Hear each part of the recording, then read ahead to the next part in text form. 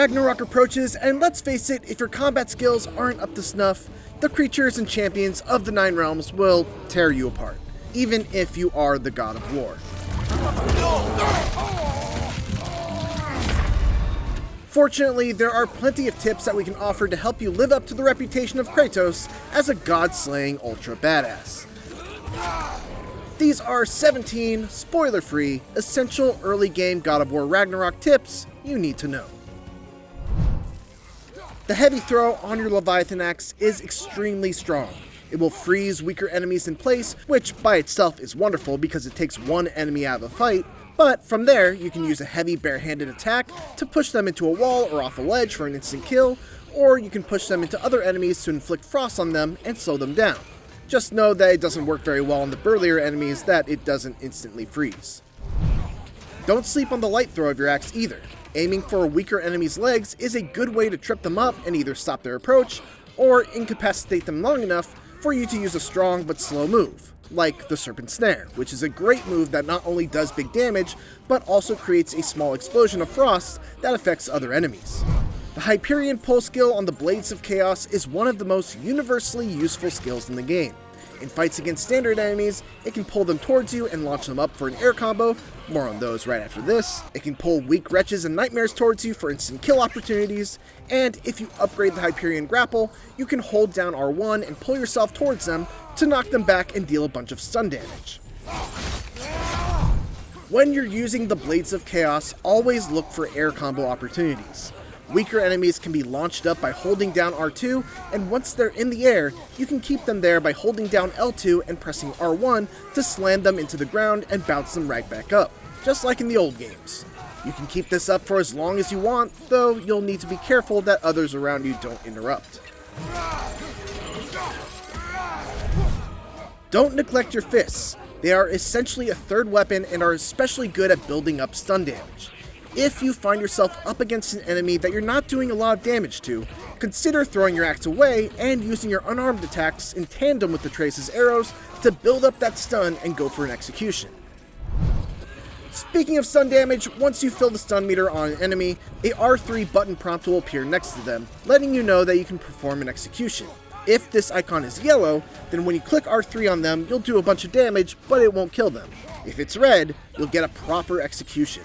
Fortunately, you don't have to click R3 immediately. Keep an eye on this meter to let you know if you still have time to deal damage before you press R3. If the icon is yellow, try doing some more damage to get it to turn red and secure the kill.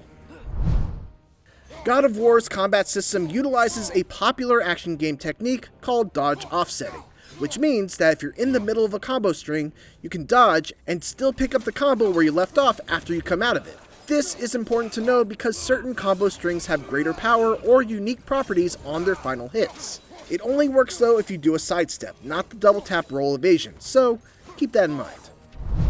Always think about positioning. Consider all of the following things. Can I see most of the enemies in the room? If not, take some time to reposition yourself so you don't get clipped from behind. Are there any opportunities for easy kills? Cliffs, walls that you can shatter frozen enemies against, or interactable objects in the environment. Always make sure you scout out and put yourself near these opportunities. Are there ranged enemies? If so, you'll want to either make sure you take them out quickly, or you put yourself in a spot where they can't hit you. Keep a close eye on your resources. God of War's combat largely revolves around your ability to manage a ton of different combat resources effectively. If you're struggling in a tough fight, make sure you're using everything at your disposal. These resources are your rage meter, your companion's arrows and special ability, your light and heavy runic attacks on the axe, your light and heavy runic attacks on the blades, and your permafrost and immolation meters, which you can also activate when full with certain skills. Also, make sure you know what each of the status effects do and how to inflict them. Inflicting status effects on certain enemies at the right time can really help turn the tide of a fight. Some early game ones to look out for are Sonic, most useful against airborne enemies to keep them suspended in stasis while in the air. If you see an enemy is almost full on Sonic buildup, launch them up and hit them with the Trace's Sonic arrows. And Frost and Burn. These are the most common status effects you'll have access to thanks to your axe and blades. Pretty self-explanatory. Frost will slow enemies down and freeze them when maxed out, and Burn will deal continuous damage. The game eventually teaches you that you can tap the L1 button twice to interrupt these blue circle attacks, but you can use the technique even before that to knock away enemy shields. It's a vital attack against shielded enemies even before they give you the warning sign of the blue circles. New to God of War Ragnarok is the ability to power up your axe by holding triangle, or start spinning your blades by tapping the button quickly. These are great techniques that you should get in the habit of using for a number of reasons. Quite simply, they deal more damage than regular attacks. They are also a great way of adding elemental status effect buildup, especially on enemies that are too tough to be frozen by your heavy axe throw. And finally, they typically do great area of effect damage, so they're especially helpful in fights where you're overwhelmed by a bunch of enemies all grouped up together. Two skills that will dramatically increase your damage output are Extinguish Flames on the axe and Vaporize Frost on the blades. These cause your weapons to deal more damage to frozen or burning enemies when attacking them with the opposing weapon. So, once an enemy gets frozen, you switch to your blades. And when they're on fire, you switch to your axe. This is tricky to get down, but it's something you should always think about as the damage increase adds up very quickly with each hit. Along those lines, two other skills you'll definitely want to upgrade as soon as you can are Permafrost and Immolation, both of which add elemental damage automatically to your axe or blades if you're able to keep your aggression up without taking damage. We touched upon it earlier, but note that there are two different types of dodges in God of War. A single tap of the X button makes you sidestep, while double tapping the X button will make you roll. In situations where you can't block an attack, generally you'll want to strive to sidestep, as you recover much faster from a sidestep and will still be within striking distance of an enemy after avoiding them.